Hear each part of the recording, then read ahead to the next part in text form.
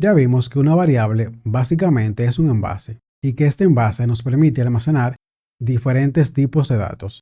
En esta clase vamos a ver los principales tipos de datos que existen cuando estamos trabajando con C#. Básicamente existen tres tipos de datos: numéricos, de texto y booleanos. Dentro de los tipos de datos de texto y numéricos tenemos varias categorías.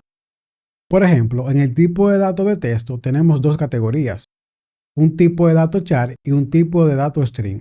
El tipo de dato char solamente nos permite almacenar una sola letra, ya sea mayúscula o minúscula, mientras que el tipo de dato string nos permite almacenar tantas letras como queramos.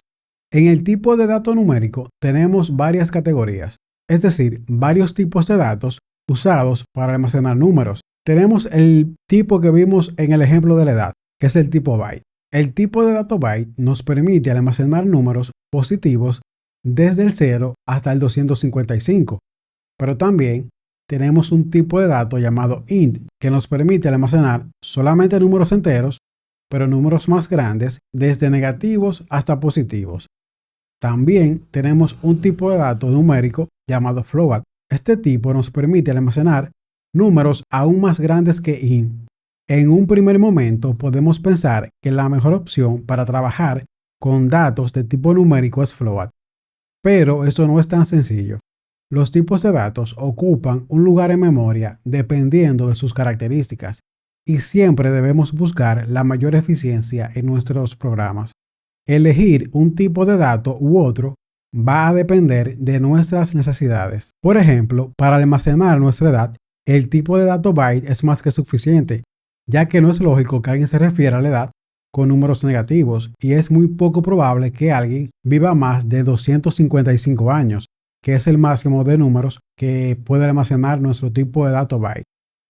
Pero si estamos trabajando, por ejemplo, con la edad de momias egipcias que tienen miles de años, entonces en ese caso lo más recomendable sería trabajar con el tipo de dato int y así sucesivamente, dependiendo del tipo de desarrollo que vayamos a hacer y de las necesidades que vayamos a tener, es que tenemos que elegir el tipo de dato correcto.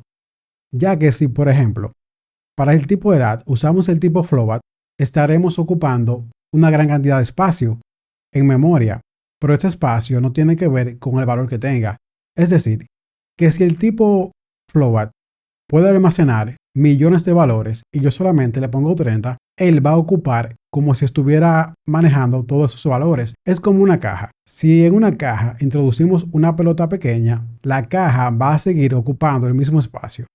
Por eso es que a la hora de trabajar con variables y con los tipos de variables, tenemos que tomar eso en cuenta, ya que es muy importante para la eficiencia del programa. Por último, tenemos el tipo de dato booleano. Este tipo de dato solamente almacena dos valores, true o false, es decir, verdadero y falso. Y este tipo de datos vamos a ver su utilidad un poco más adelante.